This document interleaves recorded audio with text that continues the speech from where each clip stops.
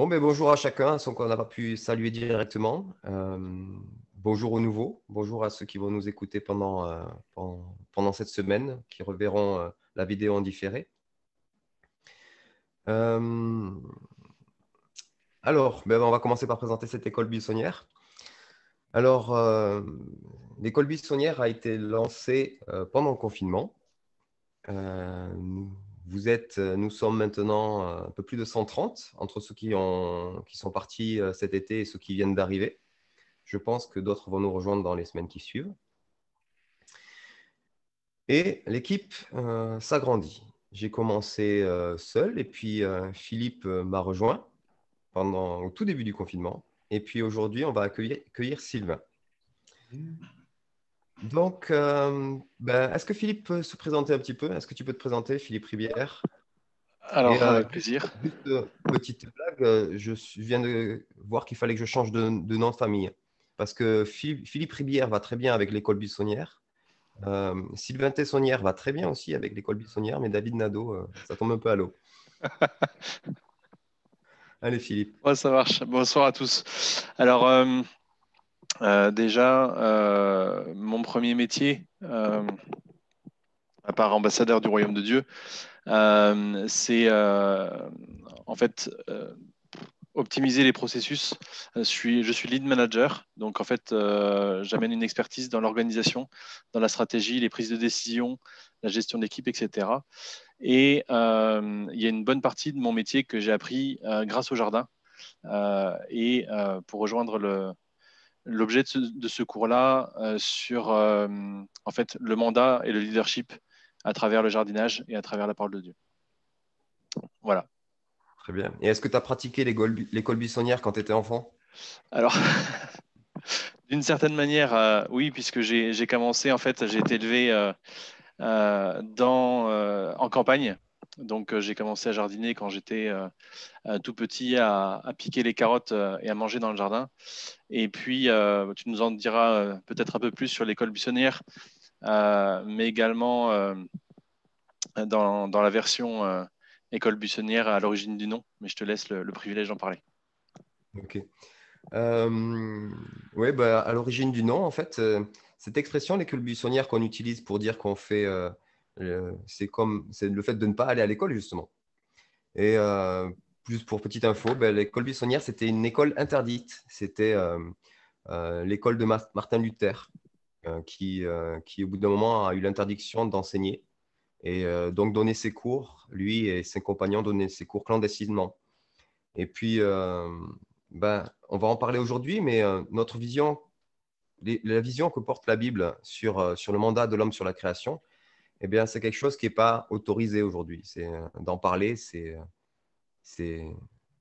pas bien. Enfin, en tout cas, on ne peut pas trop en parler parler d'un Dieu créateur, parler d'un Dieu qui a tout prévu, qui a un plan parfait. C'est pas super autorisé. Donc, c'est un petit peu une école buissonnière de l'enseigner. Mais revenons à nos trois formateurs. Alors, Sylvain, Salut, salut, vous m'entendez? on Très t'entend bien. bien. C'est bon, ok. Donc voilà, Sylvain, je suis agronome de formation et David m'a proposé un peu de participer à l'école de par mon expérience aussi, parce que j'ai accompagné les gens qui s'installaient paysans dans les Cévennes. C'était un de mes boulots. Et du coup, je serais peut-être un peu une personne ressource pour ceux qui veulent aller un peu plus loin sur une dimension plus professionnalisante. Et puis après, d'un point de vue pratique, actuellement, je suis berger, salarié. Et j'ai mon jardin de fruits rouges, je fais des châtaignes et des confitures que je vends à côté de mon travail salarié. Voilà, pour présentation rapide. Et Et l'école est-ce que buissonnière, c'était j'ai plutôt grandi à la pratique? campagne. J'ai grandi à la campagne, donc je l'ai fait un peu. Voilà. Ça marche. Eh bien, moi, David, mon métier actuel, parce que j'en ai eu plusieurs, mais mon métier actuel, c'est je fabrique des meubles pour des magasins, notamment pour la chaîne Biocoop. Donc, des meubles sur mesure pour leurs produits. Et est-ce que j'ai fait l'école buissonnière? Oui, j'ai fait 3 ans d'école buissonnière. J'avais un enseignant. J'étais dans une petite école de campagne. Notre instituteur, avec une classe unique, bien sûr, du CE2 au CM2. On était 14 dans la classe et donc dans l'école. Et mon professeur était narcoleptique. Donc, pendant qu'il s'endormait, nous allions faire des cabanes. Donc, j'ai fait 3 ans de cabane. À la fin des 3 ans, la superficie des cabanes était supérieure à la superficie de l'école. Voilà. Et puis, mon papa était jardinier, donc jardinier paysagiste. Donc, à partir de l'âge de 9 ans, j'étais le week-end et les mercredis, les vacances avec lui sur les chantiers. C'est là que j'ai commencé à apprendre à ses côtés. Et puis, c'est surtout plus tard, quand je suis devenu père, que j'ai repris une maison alors que j'étais en appartement.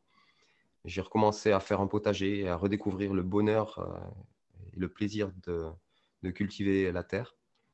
Et un de mes beaux-frères, c'était à une époque où personne ne parlait de permaculture, en tout cas pas autant qu'aujourd'hui. Aujourd'hui, c'est quasiment une mode. À cette époque-là, on n'en parlait pas. Mais un de mes beaux-frères avait connu le système et m'avait invité à m'y renseigner. Et ça m'a plu. Ce que j'ai découvert m'a plu. J'ai beaucoup lu, j'ai beaucoup écouté. Et puis, à force d'écouter des conférences, ben, je me suis retrouvé à pouvoir être en capacité de transmettre. D'un de mes anciens métiers, j'ai appris à être formateur. Donc, avec un nouveau savoir, j'ai commencé à faire une école sur Toulouse, une petite école où il y avait une trentaine d'élèves. J'ai fait une pause pour écrire un livre que je n'ai pas écrit. Et puis, j'ai relancé en urgence pendant le confinement parce qu'il me semblait que c'était nécessaire pour les temps qui viennent, une école buissonnière parce que je me suis dit,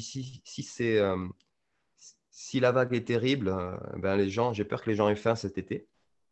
La vague ne fut pas terrible. Bien sûr, pour les gens qui l'ont vécu de plein fouet et les gens qui ont perdu des proches, c'était terrible, mais au niveau sociétal, on s'en est sorti, on n'a pas eu faim cet été. Mais je crois quand même important de continuer à se former. Et puis, je vais vous présenter un petit peu où c'est que nous en sommes aujourd'hui et dans l'avenir pour l'école. Et vous allez voir que la vision est un peu plus large que juste son potager. Donc aujourd'hui, ce sont des cours en ligne. Ah oui, ce que je voulais dire aussi, c'est que du coup, pendant le confinement, en plus de lancer l'école, eh bien, j'ai écrit ce livre. Certains l'ont déjà commandé, dans lequel je présente en première partie ce dont on va parler ce soir. Et puis en deuxième partie, une partie de ce qu'on va faire pendant cette école, de découverte de la merveille de la création. Et puis, comment on peut passer à l'action. Voilà. Mais le but, ce n'était pas de faire de la pub. C'était juste pour expliquer un petit peu où c'est que j'en étais. Donc aujourd'hui, l'école buissonnière, c'est des cours en ligne.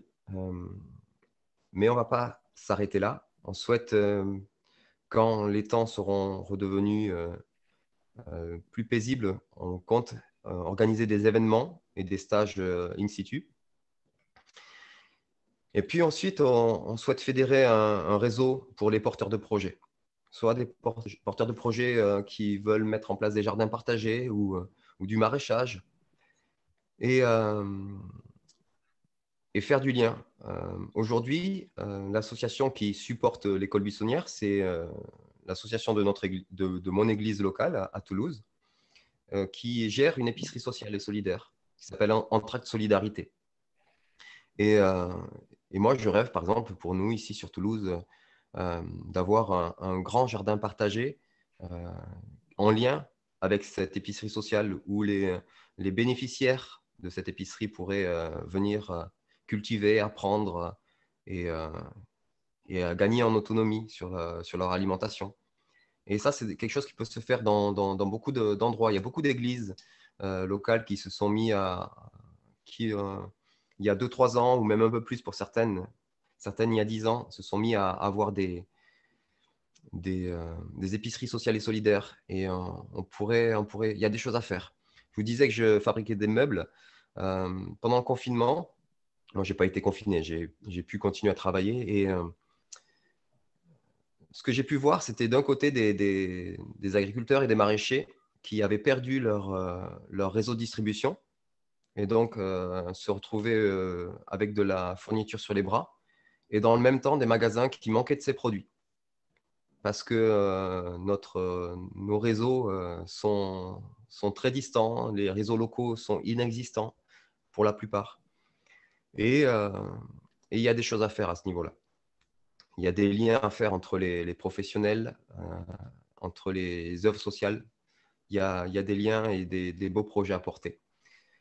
Et donc, je suis très content d'accueillir aussi Sylvain dans cette équipe parce que ça va nous permettre de pouvoir développer des modules particuliers pour ceux qui veulent être porteurs de projets. On aura l'occasion d'en reparler. Et justement, notre but, c'est de pouvoir accompagner des porteurs de projets. Et pas à la place des institutions ou des associations qui existent et qui font du bon travail, mais en complément. Parce que je crois que quand on porte un projet, quelle que soit sa nature, il y a des apports techniques, il y a des apports de comment fonctionnent les dossiers, etc. Et puis, il y a aussi une vision. Et puis, en tant que chrétien, on est appelé à, quel que soit notre domaine d'activité, à incarner le royaume de Dieu dedans. Et ça peut être bien d'avoir des contacts et un réseau avec soi, derrière soi, un réseau de personnes qui peuvent partager là où ils en sont, partager leurs connaissances qu'ils ont appris, se servir les uns les autres. La force du réseau peut être très importante quand on se lance, histoire de ne pas se retrouver tout seul sur le terrain. Il y a toujours des gens pour nous aider sur le terrain, mais si on peut mettre en relation des gens qui portent les mêmes projets et les mêmes difficultés, et puis en même temps les mêmes valeurs et la même foi, il y a une force supplémentaire dans ce réseau. Et des choses à faire pour les temps actuels et les temps à venir. Alors, certains pourraient se dire, et comment on fait pour faire vivre cette école financièrement? Alors aujourd'hui, les formateurs que vous avez pu voir sont bénévoles. Nous sommes tous les 3 bénévoles. Mais dans l'avenir, si on veut organiser des stages pratiques, si on veut pouvoir aller se déplacer, voir des porteurs de projets pour les accompagner, on souhaiterait que ces déplacements pour accompagner les porteurs de projets, ça ne soit pas à la charge des porteurs de projets, mais qui puissent être bénis par toute la communauté et par toute l'école buissonnière. Donc, pour ceux qui le désireront, ce n'est pas obligatoire, c'est facultatif. Vous aurez dans les mails que je vais envoyer le reste de l'année, en bas un petit lien pour ceux qui souhaitent soutenir l'association. C'est soutenu par la plateforme Helloasso. Et je remercie tous ceux qui ont été généreux l'année dernière. Pour l'instant, nous n'avons pas utilisé cet argent. Mais nous savons que nous serons amenés dans l'avenir à mettre des choses en place. Et on aura besoin de ce genre de financement. Mais voilà, les graines sont sur le compte. On ira les semer, il n'y a pas de souci. Et on les sèmera à bon escient. Chacun a son activité professionnelle. Vraiment, notre but, c'est pas de voilà, on ne cherche pas une possibilité de gagner de l'argent différemment. On a chacun notre activité professionnelle, mais on souhaite être acteur de tous ces projets. Voilà. Donc, ceux qui voudront donner pourront le faire. Petite précision, la plateforme Helloasso, quand vous faites un don, vous force un peu la main à soutenir aussi leur plateforme et à faire un don à leur plateforme. Et ils calculent avec un petit pourcentage en fonction du don que vous faites. C'est facultatif également. Vous pouvez décider de donner 0 à la plateforme. C'est une plateforme qui fonctionne bien. Si vous souhaitez les aider, vous pouvez faire un don, mais c'est vraiment facultatif aussi. Vous pouvez modifier la somme qu'ils vous proposent de leur donner. Voilà. Pour info, parce que certains étaient un petit peu embêtés d'avoir eu à donner en plus de ce qu'ils avaient prévu de donner à l'école buissonnière. Sachez que tout est facultatif. Voilà. Alors, pour vous présenter un petit peu le programme de cette année, ceux qui étaient avec nous la saison dernière vont retrouver des thèmes communs, mais ils ne seront pas forcément apportés par la même personne, donc ça sera peut-être différent. Et s'ils sont apportés par la même personne, ça sera de toute façon différent parce que nous avançons ensemble. Donc, ce rendez-vous-ci, je vais vous parler du mandat de l'homme sur la création. Alors, ça ne sera que des révisions, mais je pense que c'est bien que cette école et cette formation commencent sur des bases bibliques. L'année dernière, on en a fait l'impasse, même si je vous ai envoyé un écrit que certains ont lu. Mais cette année, on a le temps. Alors, autant commencer par poser nos bases communes. Le mois prochain, on va voir comment fonctionne le sol, cette étrange et merveilleuse créature et merveilleuse création. Au mois de novembre, nous verrons la façon de gérer les matières organiques et les familles de légumes. Et puis, au mois de décembre, on vous propose avec Sylvain et Philippe une session particulière pour ceux qui sont professionnellement dans le monde agricole.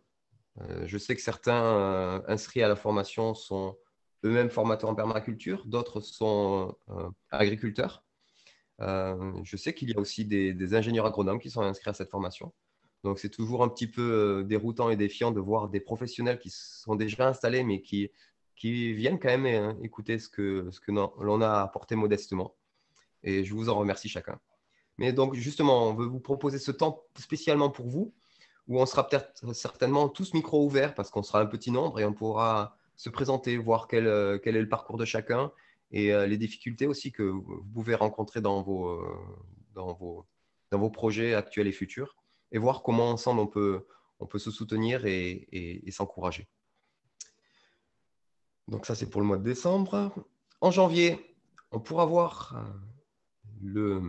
tout ce qui relève de la planification, de comment mettre en place et gérer les choses bien en amont. En février, on pourra parler des semences. En mars, on abordera le jardinier et ses outils. En avril, la basse-cour. Et puis en mai, les plantes bioindicatrices. Alors, juste une petite parenthèse pour les plantes bioindicatrices. Je vais vous demander, si vous le souhaitez, cette année, quand ce sera le printemps, de garder une belle bande d'herbes poussées naturellement autour de votre zone de culture potagère.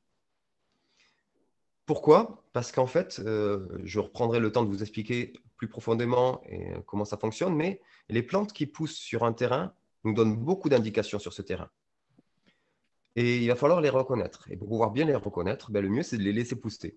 Et au mois de mai, elles commencent à être assez importantes. On va pouvoir apprendre à les reconnaître et voir qu'est-ce qu'elles donnent comme indication sur la nature de votre sol, ce qui pourra nous donner des indications pour vous accompagner un peu plus précisément sur les gestes et les modes de production qu'il faut mettre en œuvre quand on doit travailler avec un sol de cette nature-là. Donc, alors, l'année dernière, on n'avait pas forcément précisé l'endroit. Certains étaient allés chercher un peu plus loin que leur zone de potager. Mais plus ces herbes poussent proches de votre potager, plus elles parlent vraiment de la même terre que celle qui est dans votre potager. Voilà. Au mois de juin, on refera un cours spécial sur les plantes sauvages comestibles. Et puis au mois de juillet, on verra les récoltes et la conservation. Et puis au mois d'août, vacances. Ou récolte. Oui, on récolte aussi. Mais pour l'école buissonnière, c'est vraiment en vacances. Alors, ne soyez pas surpris. Alors, peut-être qu'aujourd'hui moins, mais ce n'est pas interdit. Philippe et Sylvain ont l'autorisation d'intervenir vocalement à n'importe quel moment du cours. Et c'est la même chose quand c'est l'un ou l'autre qui partage. Si vous avez des questions, je ne pense pas aujourd'hui, mais bon, on ne sait jamais. N'hésitez pas à vous les poser dans le chat. J'essaie de les regarder régulièrement pour pouvoir y répondre. Ah oui, et la nouveauté aussi, cette année, on va essayer d'anticiper. Donc, je vous enverrai à chaque fois la vidéo demain ou après-demain. Je vais donc envoyer à chacun la vidéo d'aujourd'hui. Et j'annoncerai en même temps, dans le même mail, le cours suivant. Votre travail sera de vous poser des questions. Est-ce que vous avez des questions sur ce sujet?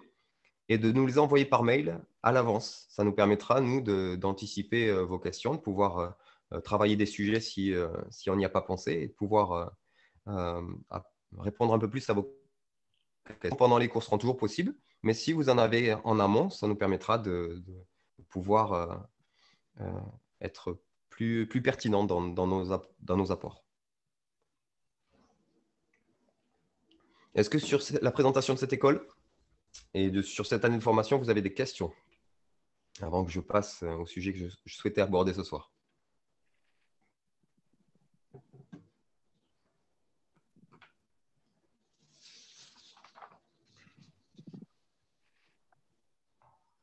Non, ça marche. Visiblement pas. Ok. Alors, la mission de l'homme,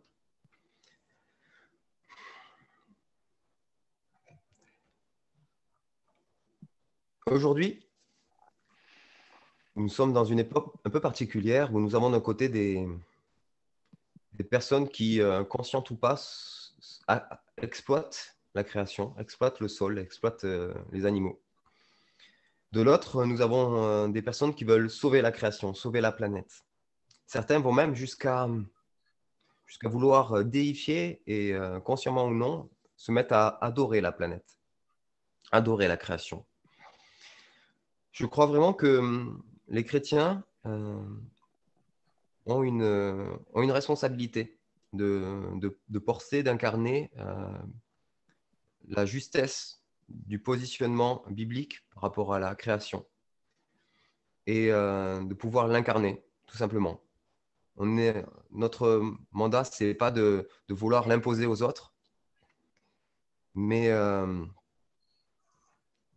l'incarner. Et puis, si nous voyons des portes ouvertes, pouvoir partager et voir l'enseigner, mais déjà, notre responsabilité, c'est de l'incarner. Alors, comment se positionner en tant que chrétien par rapport à cette création? Est-ce que nous devons l'exploiter? Est-ce que nous devons sauver la planète? Déjà, commencer par savoir à qui appartient cette terre. Le propriétaire de la terre, si on croit que la Bible est la vérité, et c'est ce que je pense vous croyez chacun, sinon vous ne seriez pas à une école de permaculture, une Bible à la main, c'est dans Deutéronome 10, au verset 14, il est écrit « Voici à l'Éternel, ton Dieu, appartiennent les cieux et les cieux des cieux, la terre et tout ce qu'elle renferme. » Clairement, l'homme n'est pas le propriétaire de la terre. Pourtant, Dieu lui a donné une mission par rapport à celle-ci. La mission, elle tient en quelques mots. Vous la connaissez tous, hein, c'est Genèse 1, au verset 28. Et les mots, les verbes d'action sont « soyez féconds, multipliez-vous, soumettez la terre, dominez sur les animaux ». Ces mots, aujourd'hui, certains peuvent choquer. Et ces mots qui choquent, c'est les mots de domination, les mots de soumettre. Alors, j'aurais deux réponses à proposer. La première, c'est que nous avons une image qui est faussée de ces mots, parce que pour nous, ils sont attachés à ce que les hommes ont fait, à ce que l'homme pécheur en a fait. Le deuxième, c'est que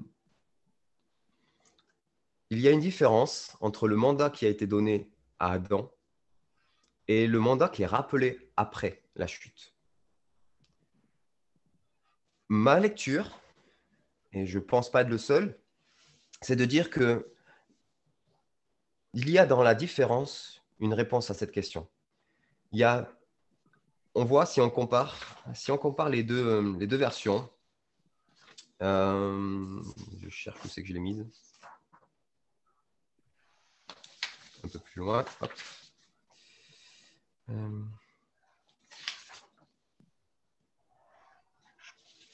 Bon, c'est pas grave. Si on compare les deux versions, la deuxième version qui a eu lieu après la chute, qui est redonnée à Noé. Voilà, ça y est, je l'ai trouvé.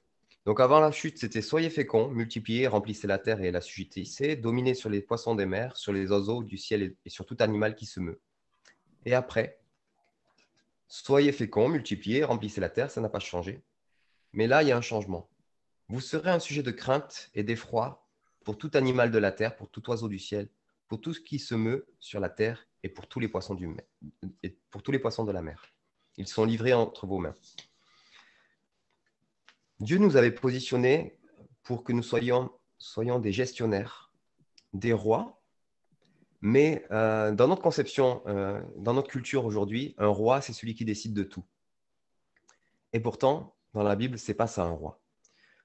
On voit un peu plus tard dans la parole que quand un roi était nommé, la première chose qu'il devait faire, c'était de recopier la loi, de s'en faire une copie pour lui-même. sous la dictée du lévite et du sacrificateur. Ça veut dire que le roi, selon Dieu, ce n'est pas celui qui dicte la loi, ce n'est pas celui qui va imposer sa vision, mais c'est celui qui va apprendre la loi qui vient de Dieu, apprendre la vision de Dieu, et qui aura la responsabilité de la mettre en œuvre sur la terre. Tout de suite, ça positionne différemment. Et donc, si nous sommes en position de soumettre la terre ou de dominer, c'est dans cette optique-là. Ce n'est pas dans une optique où c'est nous qui décidons ce qui est bien ou mal. Ça, c'est ce que la chute a entraîné, nous faire croire que nous étions en capacité et que c'était de notre responsabilité de dire ce qui était bien ou mal. Mais ce n'était pas notre mission. Et donc, je crois que c'est pour ça que ces deux mots ont disparu du mandat. Parce que l'homme pécheur a perdu sa position royale. La royauté, il l'a perdue et elle a été récupérée par Satan, par l'accusateur. Mais, justement, je crois que le chrétien, celui qui vit sa vie et qui a décidé de faire régner en lui le Christ, peut et doit se mettre de nouveau en position royale. Et la position royale, quand on dépend de Christ, quand on dépend de Dieu, c'est de faire régner Christ en nous. Ça serait la première étape. Et parce que Christ règne en nous, nous allons pouvoir régner sur nos vies, dans notre famille et dans la part de la société où nous sommes impliqués. Et dans ce cas-là, si nous sommes dans notre potager, eh bien, c'est la même chose. Quelles sont les valeurs qui sont portées par le royaume? Quelles sont les valeurs que Dieu nous a données?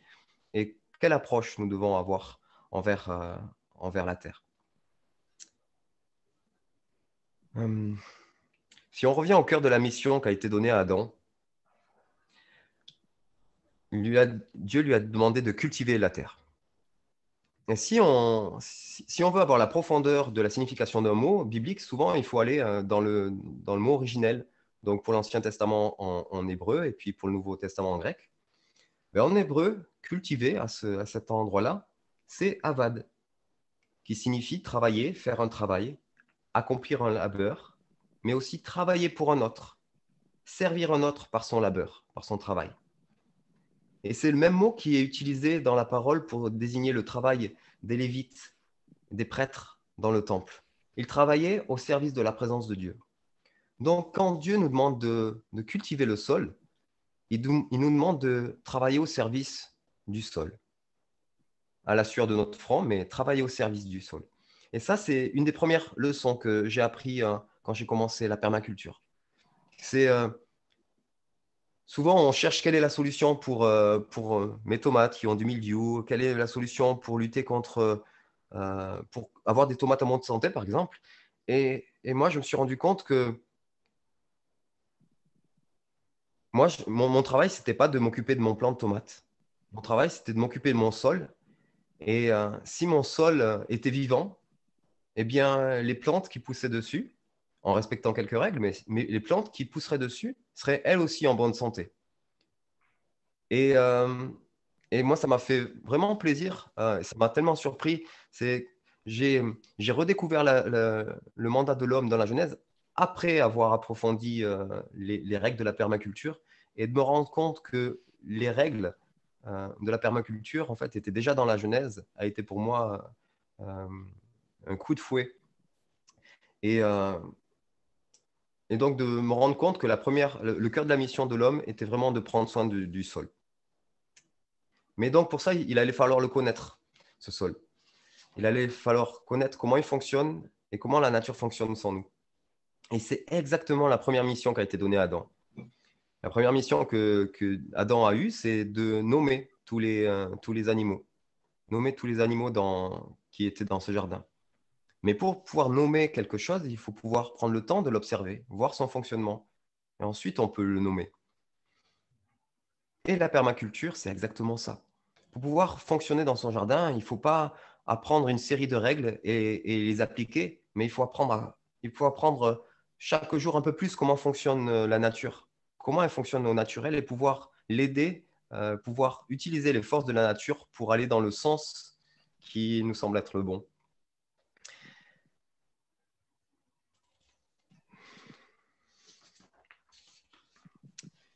Et donc, bien sûr, ce sol, il a été maudit, mais quand même, malgré le fait qu'il soit maudit, plus on en apprend, ceux qui étaient là l'année dernière ont pu le voir, et puis cette année, on va pouvoir le voir, comment la nature est merveilleuse. Moi, je suis tellement triste quand je rencontre des professionnels du métier.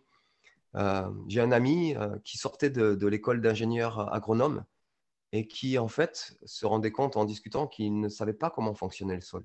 Il savait dire à la 4e feuille de maïs combien il fallait mettre d'azote liquide, etc. Il savait des choses, il savait calculer des taux de rendement, il savait calculer plein de choses, mais il n'était pas au courant comment fonctionnait la nature sans lui. Et je trouve ça tellement triste qu'on soit arrivé à une époque où on ne sait pas comment fonctionne le sol. Euh, c'est pas une accusation, c'est un constat. Si on n'enseigne pas dans nos écoles, alors je discutais avec Sylvain qui me disait que ça commence à s'améliorer, on commence dans certaines écoles à parler un peu plus de comment fonctionne le sol. Mais je trouve ça triste. Discuter avec un jeune ingénieur agronome qui sort de l'école, qui est fraîchement diplômé, qui a bien travaillé, mais à qui malheureusement on n'a pas expliqué comment fonctionnait le sol. Et pourtant, quand on entre le fonctionnement du sol dans sa planification, dans sa compréhension de son action, c'est tellement plus riche. Et là, enfin, on peut faire un travail qui porte du fruit parce que c'est satisfaisant de savoir pourquoi on fait les choses et de voir comment, d'une année sur l'autre, on peut améliorer la qualité de son sol et de voir les effets directs sur les plantes qui y poussent. Et puis après, bien entendu, c'est plus facile de changer des pratiques pour un jardinier qui fait juste un petit potager que pour un agriculteur qui a acheté du matériel, qui s'est endetté pour pouvoir le faire. Mais il y a des solutions. Il y a des solutions et puis moi, je me régale. J'écoute plusieurs formateurs qui travaillent auprès des professionnels, maraîchage et agricole. Et on voit qu'eux aussi, maintenant que les façons de penser changent, bah, on va chercher des scientifiques, des chercheurs qui étaient un petit peu tout seuls dans leur labo, personne ne s'intéressait à leurs travaux, et on va les chercher et on met en relation des professionnels et des scientifiques, et les choses avancent, les techniques évoluent, et puis il y a de l'avenir, il y a de l'espoir pour le sol, il y a de l'espoir pour les plantes. Et donc, s'il y a de l'espoir pour eux, il y a aussi de l'espoir pour ceux qui vont consommer les produits qui en découlent. Et nous avons chacun notre part à porter là-dedans, dans notre mode de production de nos propres légumes, mais aussi dans notre mode de consommation autour de nous. Et si certains s'en sentent capables et en ont la passion, ben, d'essayer de fédérer au niveau local des choses ou participer à ce qui existe déjà. Tonton Philippe nous partageait avant que l'on commence qu'il y avait une association de permaculture qui s'était lancée pas très loin de chez lui, qui pensait y aller. Eh bien oui, il faut s'intégrer dans ce qui se passe déjà. Certains participent déjà à des AMAP, certains participent déjà à des jardins partagés. Mettons-nous à l'action pour porter ce regard tellement biblique et cette façon d'être tellement biblique. David, je rajouterais un petit point. Enfin, j'irai un peu plus loin dans ton sens, dans le sens où il faut bien observer ce que l'on cherche dans la culture, le jardinage ou l'agriculture. La base, c'est quand même de produire de l'alimentation, de produire des choses pour nous-mêmes, pour nous nourrir, etc. Et si on le fait à la façon que Dieu nous a prévu de le faire, on a un rendement qui est bien meilleur. Alors, ce n'est pas un rendement au mètre carré, etc., mais c'est un rendement qui est au temps passé, au plaisir pris et à la paix que ça peut nous dégager par le fait de rentrer dans notre mandat. Si on le fait à la manière humaine, ce qui se passe, donc avec une domination, une dictature du service, en fait, on se rend esclave de notre jardin. C'est-à-dire qu'on on peut pas laisser notre jardin plus de 3 jours sans arrosage. On est obligé effectivement de mettre de l'amendement quand il faut amender, à la feuille près, traiter les maladies, surveiller les limaces, etc. Et en fait, comme dit David, la première chose à faire dans son jardin, c'est observer pour anticiper. Pour apporter l'anticipation permet d'apporter le juste nécessaire au bon moment et de faire en sorte que son jardin soit autonome, sa culture soit autonome et nous rendre ce service en produisant pour nous. Et c'est pas l'inverse. Voilà. Werner, je viens de t'envoyer un message. Est-ce que tu peux juste le regarder, me répondre? C'était pas prévu, mais je viens de lui proposer quelque chose. Du coup, j'en profite juste pour revenir sur ce que tu disais là, sur Avad, cultiver la terre. Et ça complète un peu ce que disait Philippe aussi. C'est que du coup, dans cultiver, on se met au service du sol, mais c'est aussi utilisé pour les lévites, comme tu disais. Et du coup, pour moi, cultiver la terre, c'est aussi rendre un culte à Dieu aussi. Et c'est quelque chose qui me parle depuis longtemps, que Dieu, il prend plaisir à nous voir les mains dans la terre. Et c'est un culte qui réjouit son cœur presque autant que les super temps de louanges qu'on pourrait avoir. Et quand on en prend conscience, il y a une connexion et on ressent le plaisir de Dieu là-dedans. Et c'est intéressant aussi de voir qu'en latin, finalement, cultiver et culte, le lien, il est comme en hébreu, quoi. On a gardé le lien, Racine. c'est la même racine, quoi. Ouais. Louer les mains, louer les bras au ciel et les mains dans la terre. Voilà.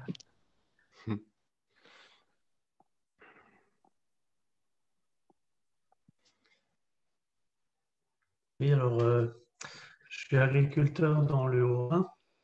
Je suis cultivateur, donc je fais des céréales.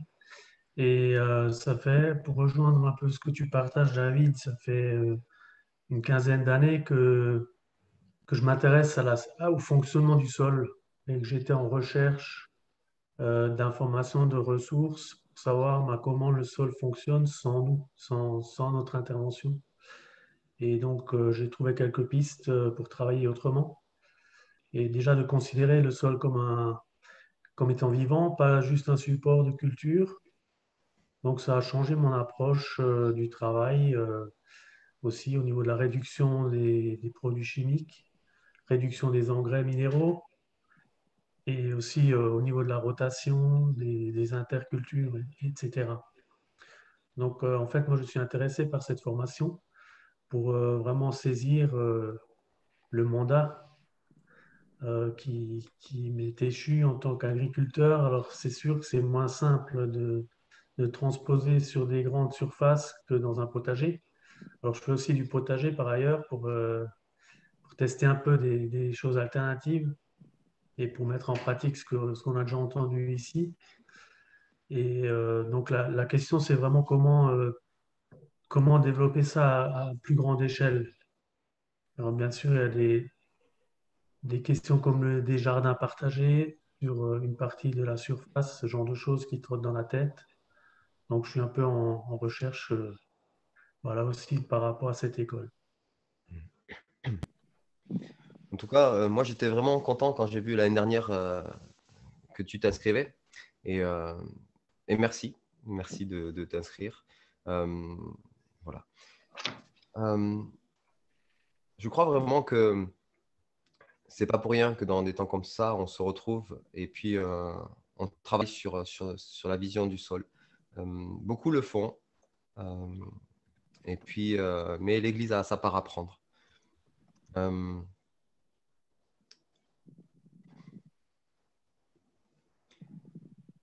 fait, tant que l'homme continuera de vouloir décider par lui-même ce qui est bon ou non. Pour la terre, il restera esclave de son entêtement. Et il refusera de reconnaître avec humilité que la nature a plus à lui apprendre sur elle-même que tout ce qu'il pourrait imaginer. Et les cultes buissonnières, c'est aussi ça, c'est tout ce qu'on a appris en se baladant au contact de la nature. Certains disent même qu'il y a deux Bibles.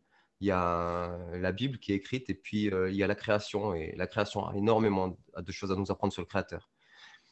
D'ailleurs, à une époque de ma vie où je souhaitais faire le tri entre mes différentes activités, je les avais mises devant moi et puis je disais, Seigneur, qu'est-ce que je dois abandonner? Parce que j'ai trop d'activités, il y en a certaines qui… Et puis certaines, je savais, c'était facile de les abandonner. Et puis la permaculture, c'était juste, en tout cas, la partie enseignement, c'était une partie que je ne savais pas. Et puis, je trouve marrant, Werner, que tu fasses partie de cette école parce que justement, ce jour-là où je me posais vraiment cette question, j'ai entendu un message de Luc Bussière, et qui est un de tes voisins. En tout cas, il ne doit pas être très, très loin. Et Luc nous parlait du fait que dans l'Apocalypse, quand dans les lettres aux églises, Dieu il se présente d'une certaine manière. Et la façon dont il se présente, c'est la réponse aux problèmes de cette église. Et à l'église qui est l'église de Laodicée, l'église qui est tiède, l'une des facettes dont il se présente, c'est qu'il se présente en tant que Dieu créateur. Donc, le fait de redécouvrir le Dieu créateur serait une solution à la tiédeur.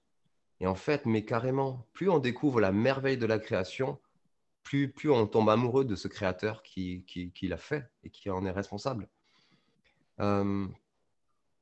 Donc, ouais, c'était pour moi ça m'a frappé en plein cœur. Et oui, on va continuer à travailler là-dedans parce que nos églises, les personnes qui sont dans nos églises sont parfois trop tièdes et elles ont besoin de redécouvrir le feu et de retomber amoureux de ce Dieu créateur. Et nous avons besoin de continuer à avancer avec humilité. D'ailleurs, vous savez sûrement que humble et humilité viennent de la même racine et viennent du mot grec humus.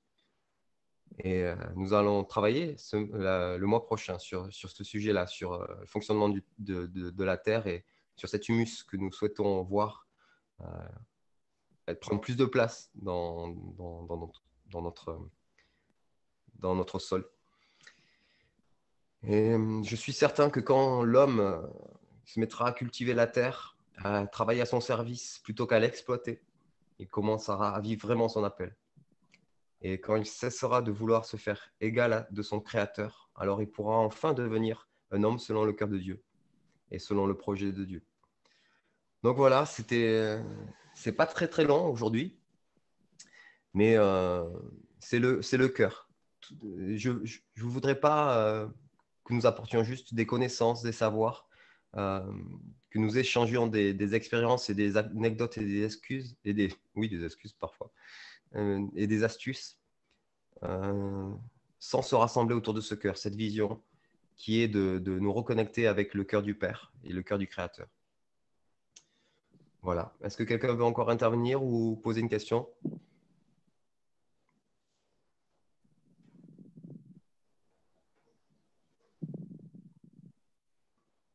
Bon. Eh bien, je vais vous proposer qu'on en arrête là. Et puis c'est bientôt la suite. On va vous recontacter. Enfin, vous allez recevoir le mail avec cette vidéo. Ça, c'est surtout pour ceux qui ne l'auront pas vu. Et puis, le sujet du mois prochain, le sol. Cette création merveilleuse et étrange en même temps. Donc, si vous avez des questions sur la nature de votre sol, sur tout ce qui peut avoir un rapport avec le sol, n'hésitez pas à nous les envoyer par mail. Et soit on vous répondra par mail, soit on l'intégrera au cours et on vous répondra dans le cours. S'il y a des sujets que vous souhaitez qu'on aborde, que vous n'avez pas vu passer dans la liste de ce qu'on avait envisagé pour cette année, n'hésitez pas à l'écrire aussi. On verra si on peut le rajouter ou si on ne se sent pas compétent. Et puis peut-être qu'on fera appel à d'autres personnes. J'ai quelques idées en tête encore d'intervenants potentiels de qualité. On verra comment les choses évoluent. Je vous souhaite à tous une bonne soirée et puis à très bientôt. Ciao.